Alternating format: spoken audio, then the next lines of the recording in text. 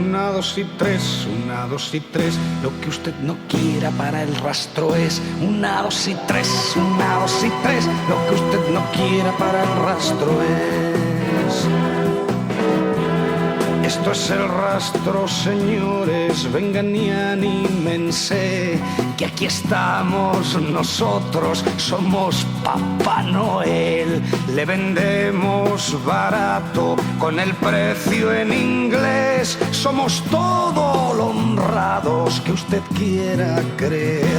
Una, dos y tres, una, dos y tres. Lo que usted no quiera pa' mi calle es una, dos y tres, una, dos y tres. Lo que usted no quiera para el rastro es. Se revenden conciencias y compramos la piel, le cambiamos la cara, le compramos a usted. Y si quiere dinero, se lo damos también. Usted lo da primero y nosotros después. Una, dos y tres, una, dos y tres. Lo que usted no quiera pa' mi calle es una, dos y tres, una, dos y tres. Lo que usted no quiera pa' mi calle es. Si usted quiere ser macho, le dejamos vencer. Y si usted regatea, le seguimos también. Usted salva su facha delante su mujer y al final... Ya que vamos a hablar de religiones, empecemos por el infierno y vayamos para atrás. Total, lo que sobra es el tiempo en la eternidad, ¿no?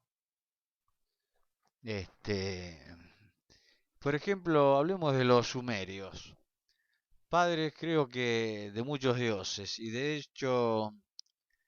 hechos casi mágicos, tomados, repetidos, ayornados por religiones posteriores, como por ejemplo el castigo en vida, ya que los dioses de esa época castigaban las malas acciones no eh, con algo futuro, sino con cosas concretas de todos los días, como por ejemplo enfermedades. Es decir, un pecador o un falto, algo así, lo castigaban mandándole, qué sé yo, una tuberculosis, una cosa por el estilo, en ese infierno. Los judíos también tenían algo así, en un pozo, el Seol se llamaba. Tomaron también ese tipo de castigo. Bueno, ese infierno sumerio se llamaba Kur, primero quería decir montaña, después quiso país extranjero y finalmente infierno. Fue cambiando, fue mutando la interpretación de la palabra. Así que ya viene desde lejos la cuestión de acomodar los significados de las palabras. Y otro infierno, podemos hablar del infierno griego, donde las penas no eran tan terribles, pero eran eternas. Y ya sabemos que no hay nada peor que la rutina, ¿no? Quiero decir que con el tiempo uno se acostumbra. El calor sofocante ya no es tanto, se andará esquivando por ahí los diablitos y a los torturadores, se encontrarán los rincones frescos, las debilidades que seguramente tendrán los guardianes, en fin, hay mucho tiempo como para descubrir cómo pasarla no tan mal. Y estoy pensando en Sísifo. Sísifo, qué personaje ese. Fue un piola que lo condenaron a muerte, pero Zeus lo mandó lo condenó a muerte, que lo vaya a buscar Hades. Pero cuando lo vino a buscar la muerte, este, la engañó de tal manera que la dejó atada a un poste y se fugó. Se armó tremendo despelote, ya que hasta atada a la muerte, la partida de los moribundos quedó suspendida hasta nuevo aviso. incluso para los que estaban hechos bolsa, los enfermos, los moribundos, este, el calcular, el desorden administrativo, familiar y el desconcierto de los decapitados, por ejemplo. Un caos, un caos. Pero suena interesante eso, ¿no? De la muerte suspendida. ¿Eh? Es lindo eso. Bueno, pero volviendo a Sísifo. Recordemos que Sísifo era un hábil este, manipulador, tipo piola. Sería más o menos lo que ahora sería un vendedor de autos, un gitano, una cosa así. Este, eh, en un momento había un conocido delincuente ahí en la zona y tenía una hija que se estaba por casar. Y este Sísifo fue y antes que se case la sedujo. La sedujo y la preñó. Y de esa unión nació un pibe, nació un nene, el casi nada famoso Odiseo, o como lo rescata Carlo Ponti, Ulises. Este, quiero creer, porque me gusta creerlo, que en esos infiernos que había, de alguna manera, la chance de discutirle un poco a los dioses. En una cosa así, más como de igualdad. O tener la posibilidad de sacar alguna ventaja, o algún atenuante, algún arreglito. Es decir, algo menos rígido y hasta más humano, me atrevería a decir. Creo yo que no sé nada de nada, que con las religiones que vinieron después a esas, como el judaísmo, el cristianismo, se sistematizó, se ordenó un poco todo eso, ¿no? Y me arriesgaría a decir que en un punto se deshumanizó. Y a partir de ahí creo que dio lugar a los descontentos y que personas de buena fe se resistieran a tantas ambigüedades, contradicciones, arbitrariedades que se fueron sucediendo. Bueno, saltemos un poco en el tiempo. Vamos con Benito. Benito y sus tierras. Ese hombre que donó unos terrenitos con la orden expresa de que se haga un monasterio y se hizo nomás. En Italia, en un lugar llamado Monte Cassino. Y el monasterio ese eh, se empezó a hacer famoso porque según decían, y el Papa Gregorio de esa época lo avalaba, que el que moría en ese lugar iba derecho al cielo. Imagínate la atracción para los poderosos con un pasado pecador, esa oportunidad de salvarse. Bueno, la cosa es que los monjes que se hicieron cargo del lugar, llamados benedictinos, obviamente, eran un poco estrictos, creo que no es la palabra, porque me parece que un poquito más rígidos, un poco más de lo que veníamos hablando antes. Porque cuenta la historia, y los detractores también, de la iglesia, los de buena y los de mala fe, que un conocido delincuente, herido mortalmente en una pelea, jugando a los dados creo, se fue rápido para el monasterio a morir ahí, y así salvar el alma. Ahora cuando se acercó, maltrecho, herido, sucio, al monasterio, los monjes lo vieron llegar y no sabían ni quién era. Entonces le cerraron la puerta. Derecho viejo. Qué increíble. Todo un gesto samaritano, ¿no? El tipo Tagliaferre creo que se llamaba, se quedó afuera implorando que lo dejen entrar para salvar el alma. Yo diría que es un acto de arrepentimiento eso. ¿Ustedes qué opinan? Bueno, la cuestión que desesperado, al ver que esos humanitarios no le daban ni 5 de pelota, metió un brazo por entre las rejas, pensando que si por lo menos una parte de su cuerpo estaba en lugar santo, evitaría el infierno. Y no me digan que no es fe eso.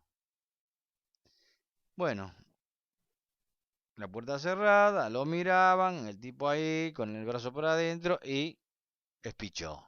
Se murió nomás. Yo la verdad no sé si se sabe, yo no lo sé. Si se salvó o no, si el brazo está en el paraíso y el cuerpo en el infierno, qué sé yo. No sé qué pasó con eso. Y sería interesante saberlo. Y los que critican la poca piedad, ¿no?, de esos monjes, porque me parece bastante impío, les reclamaban que incumplían las reglas que dio San Benito. Es decir, Benito se convirtió en San Benito, ¿no? Porque además de donar las tierras, donó algunas reglas que les impuso a los monjes, donde se les recomendaba o les encomendaba a no tener casi ninguna pertenencia, solamente una túnica para vestirse, una manta para la cama, y algo para escribir y nada más. Y una dedicación exclusiva a la atención de la fe. Y que por el contrario, dice esta gente que criticaba, que a lo largo de la historia se hizo negocio con la medalla de San Benito. Recordemos que San Benito tiene una medalla que decía va de retro Satán, ¿no? Y que a él lo querían envenenar muchas veces. Entonces, una de las veces que le tendieron una copa con veneno, la medalla rozó la copa y la hizo estallar. Entonces de ahí que la medalla está milagrosa. Y bueno, entonces reclamaban que hicieron negocio con la medalla esa vendiéndola, no sé. Y también reclamaban la venta de los perdones e indulgencias por parte del Papa o del papado. Bueno, pero ¿a dónde nos lleva toda esta perorata religiosa? Se preguntará usted medio harto de escuchar a un asmático monocorde como yo. Y bueno, nos lleva a las sectas. Un mal, porque yo creo que es un mal, supuestamente nuevo, o puesto de moda, o es un tema tocado en los noticieros cuando no hay mucho que decir, como si realmente se ocuparan de lo importante alguna vez. Estoy harto de ver el noticiero una pavada atrás de la otra. Qué cosa bárbara. Parece que el mundo fuera una feria. Y superficial además. Bueno, en fin. Estas sectas que de vez en cuando aparecen, como las masacres de Guyana o el Clan Manson, o discutidas como la del Padre Moon o el Reverendo Moon, o esta brasileña de Pare de Sufrir, que hoy estuve viendo algo increíble, increíble lo que estuve viendo hoy ahí en Pare de Sufrir. Y hay otras menores, menores creo que por un problema de financiamiento, no de escrúpulos, ¿no? Bueno, todas estas sectas que aparecen ahora electrónicamente, este, comprando cine tras cine, cadena de televisión, también tienen sus pares en la antigüedad, es decir, no es un invento de hoy. Porque yo creo que la secta es una respuesta al descontento de un montón de gente que no encuentra lo que busca o lo que necesita. En la antigüedad también había. Entonces vamos a dedicarle unas palabras como ejemplo, como para decir, pasamos por ahí, a los flagelantes. Los flagelantes eran unos fanáticos que por allá, por el siglo XIII más o menos, por ahí, 10, 12, 13. El flagelante, ya sabes, flagelar es darte, azotar. Entonces iban látigo en mano, y pretendían redimir a los hombres y corregir además la tolerancia eclesiástica, pues estaban en contra de la iglesia. Y así iban, de pueblo en pueblo, ensangrentando todo a su paso. Meta rebencazo por acá, rebencazo por allá. Este, pero ofrecían algo sorprendente a cambio. Es decir, que ellos decían que al hacer revivir en los pecadores el sufrimiento de Cristo, latigazo mediante, ¿no? Eran redimidos de tal manera que ellos mismos, los ex pecadores, se convertían en el mismo Dios. Es decir, que pasaban a ser Dios. Bueno, primero resultaban simpáticos, después ya se empezaron a unir todo tipo de personajes más violentos, este, a la orden esta de los flagelantes y más fanáticos. Estaban en contra de los judíos, en contra de la iglesia, en contra de cualquiera en un momento. Incluso dentro de ellos mismos. Entonces les gustaba dar, flagelar, pegar. Y cuando se agarraban esos ataques de furia que tenían, o de mesianismo, le pegaban a cualquiera. Incluso se daban entre sí. Entonces, parece un chiste, pero es una cosa, esto de la violencia, es una cosa seria. Entonces, vamos a criticar un poco seriamente a las sectas, ¿no? Porque cosas así no son muy sanas. Entonces, tomándome de la idea de Weiler, que decía que los desastres climáticos, los terremotos que sucedían en esa época eran en realidad fruto de la ira de Dios y no tanto de las brujas. Es decir, que él decía que las brujas no tenían poder para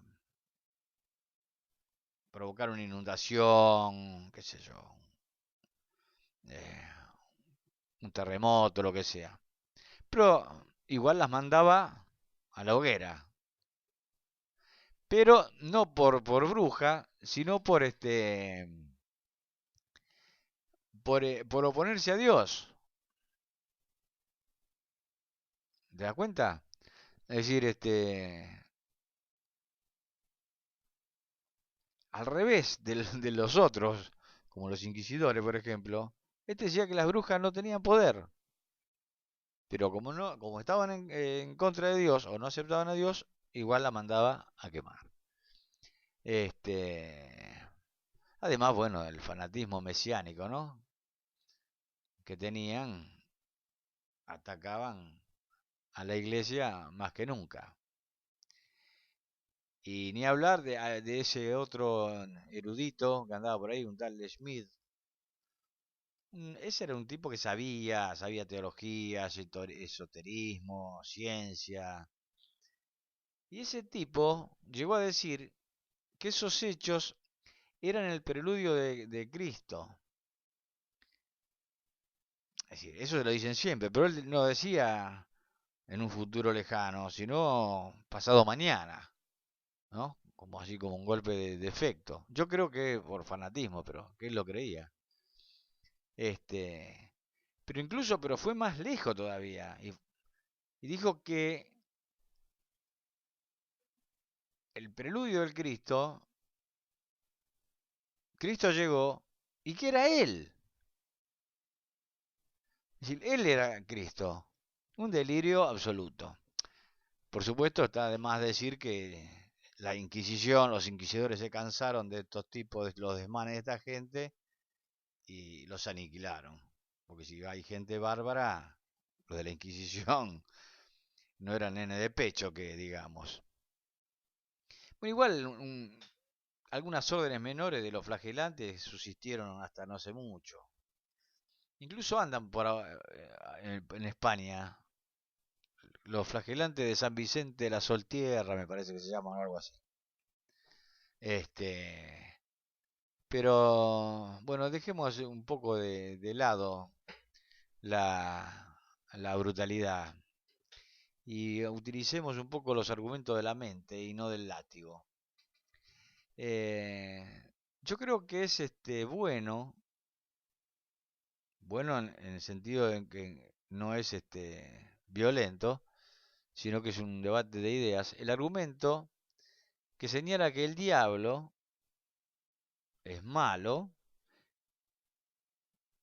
pero es ángel al fin. Será un ángel malo, un ángel caído, no sé, pero es ángel al fin. Es decir, era un espíritu, o es un espíritu, y como tal, le resulta muy fácil comunicarse con los demás espíritus, y que no tiene poder alguno sobre la tierra, ya que la tierra está regida por la ley de Dios, la ley de gravedad, por ejemplo, o la materia humana. Es decir, que el verso ese de los poseídos, de las posesiones demoníacas, eso que te aparecen, que te pegan en la frente, esos exorcismos estrambóticos que se te muestran como golpe de efecto en las sectas y qué sé yo, se cae como fruta madura con esta teoría. Y en el supuesto caso que si hubiera alguna de esas cosas, se lo, sería tan extraordinario que se lo podría considerar un milagro. Un milagro porque sería que el mismo Dios le permite al diablo irrumpir en su orden, en el orden que él creó, meterse en la esfera del orden natural. Pero, pero, gracias a la penitencia por el pecado original, sí podría interferir en el alma. ¿Eh? Ahí puede haber una trampucha. Y Erastus define así las posibilidades de acción del diablo. Dos puntos. Tiene poco poder sobre las cosas y sobre los cuerpos, que es lo que estábamos hablando antes, pero tiene poder sobre los espíritus a los que puede engañar y seducir, y este es el terreno propio de sus maleficios. Y el maligno elegirá por predilección y facilidad a los más frágiles, aquellos cuya voluntad y piedad sean más débiles. Y dice que ataca principalmente a las mujeres. Estamos hablando de siglo, no sé, 13, 14, qué sé yo, la Edad Media. A los melancólicos, porque ante cualquier pérdida se entristecen fácilmente, y como dice Crisóstomo, a los que el diablo subyuga, los somete mediante irritación o tristeza. Y por último, a los insensatos, porque tanto los frenéticos como los borrachos tienen embotada la razón. Es decir, que sin romper el orden divino, se las arregla para obtener provecho de las debilidades y defectos humanos, corrompiéndolos. No está mal el argumento, ¿eh? Bueno, con el paso del tiempo las sectas se fueron modificando la actitud, se fueron civilizando, si cabe el término. Y aprovechando los argumentos de ateos, científicos y errores propios de las religiones consolidadas, llevaron y llevan agua para su molino, entre todas esas personas que no encuentran respuesta a sus padecimientos. Entonces estoy pensando ahora en esta publicidad espiritual o programa pseudo religioso, no sé cómo llamarlo, que vi por televisión hoy que se llama Progreso Económico. Es una cosa impresionante. Y me parece que está relacionado o es un segmento del grupo de la Iglesia Universal. Creo que está todo en el mismo paquete. La cuestión que en ese programejo, un brasileño, escuchaba para luego exaltar los testimonios de afortunados, unos creyentes de esa congregación que contaban cómo, por haberse acercado a Dios vía progreso económico, compraron un auto 0 kilómetros, otro un departamento, otro un edificio, otro puso un negocio, una fábrica. Pero textual, ¿eh? No, no es un chiste. Era una cosa escandalosa cómo se vendía la fe.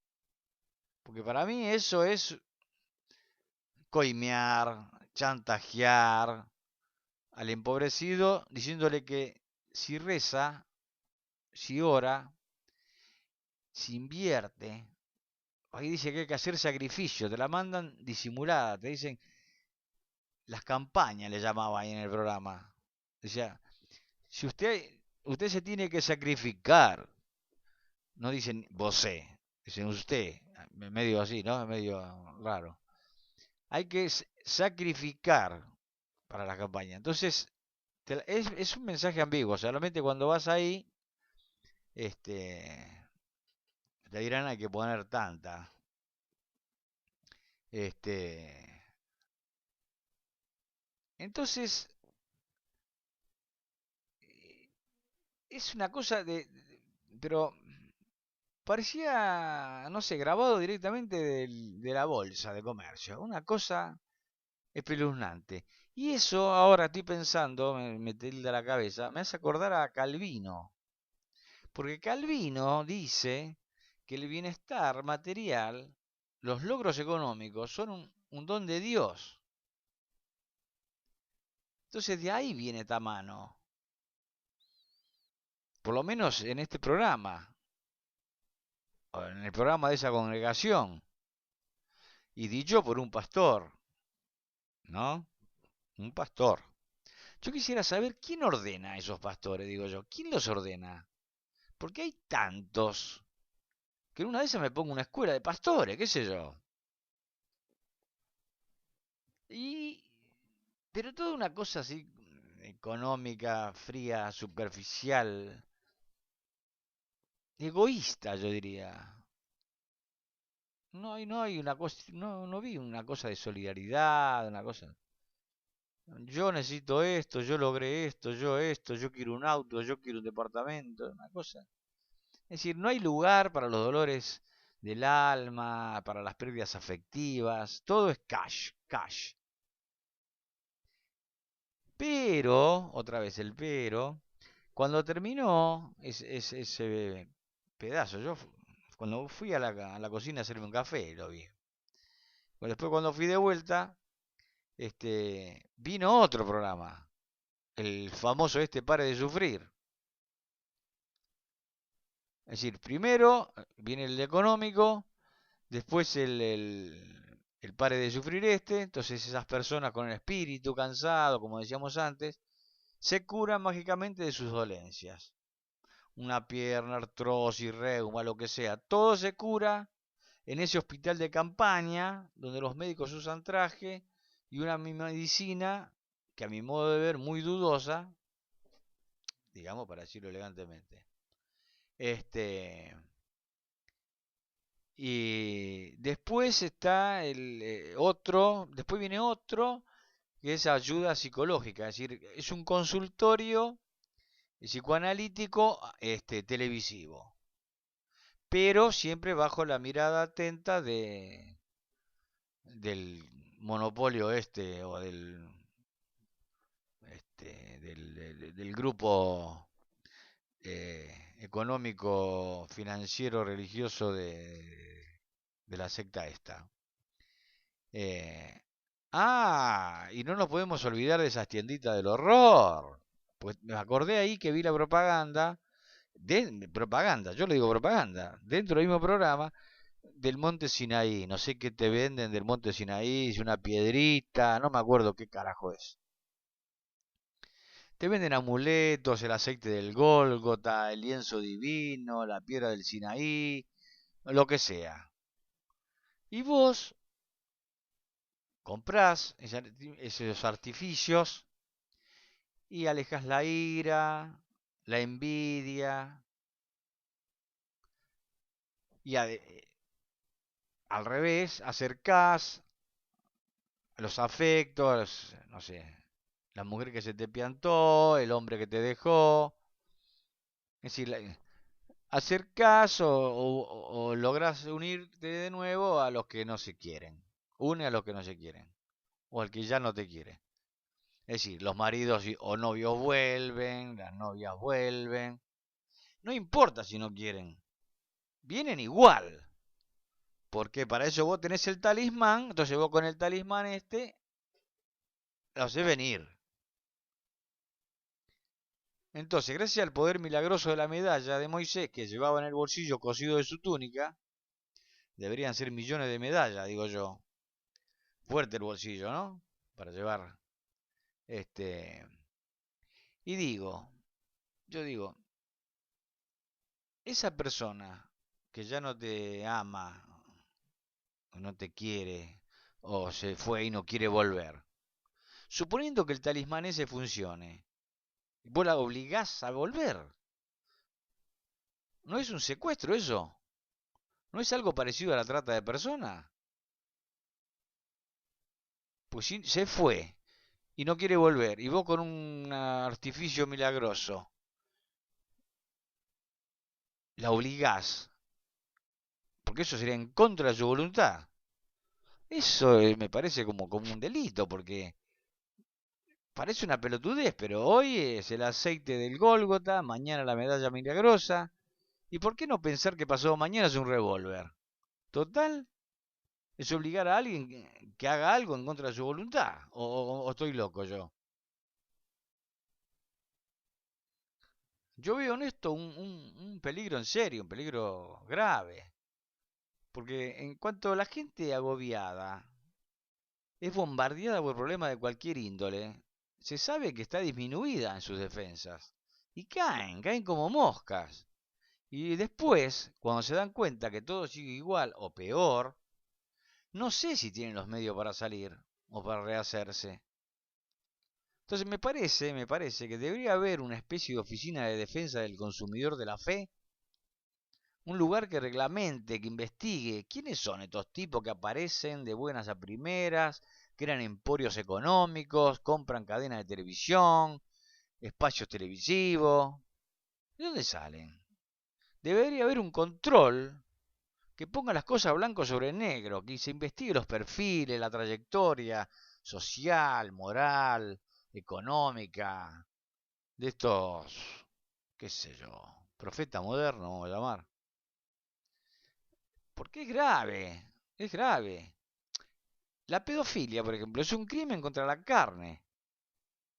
Pero el suicidio, el abandono, la depresión severa, la indefección, son más difíciles de probar. Porque se prueban después de ocurrida la mala praxis, digamos. Por supuesto que a muchos gobiernos les conviene que la gente busque la solución a sus problemas afuera, no exigiendo la protección del Estado, sino que se vuelva mansa, maleable, inofensiva y busque lo que le corresponde en forma particular, individual, sola y en otro lugar. Porque eso le evita invertir en salud, en educación, en trabajo, conciencia. ¿No? Me parece. Ahora estamos, me parece a mí, en la era de la imitación. Imitar, pero siempre abaratando, siempre imitar, pero para abajo. Y esto lo digo para todos, secta, no secta, religiones. Bueno, me cansé. ¿Cómo que no quedó nadie escuchando? ¡Eh! ¡Vuelvan! ¡Vuelvan, viejo! Que si no Dios los va a castigar. ¿Eh?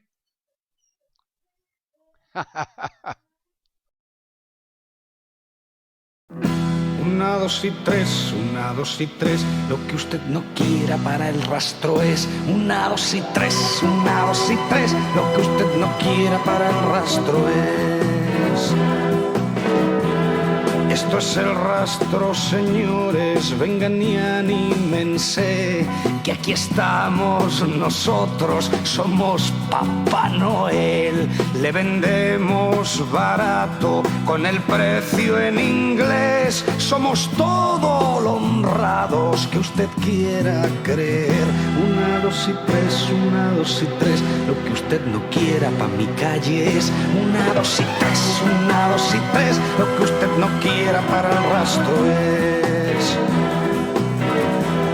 Se revenden conciencias y compramos la piel, le cambiamos la cara, le compramos a usted, y si quiere dinero se lo damos también. Usted lo da primero y nosotros después. 1, 2 y 3, 1, 2 y 3, lo que usted no quiera pa' mi calle es 1, 2 y 3, 1, 2 y 3, lo que usted no quiera pa' mi calle es.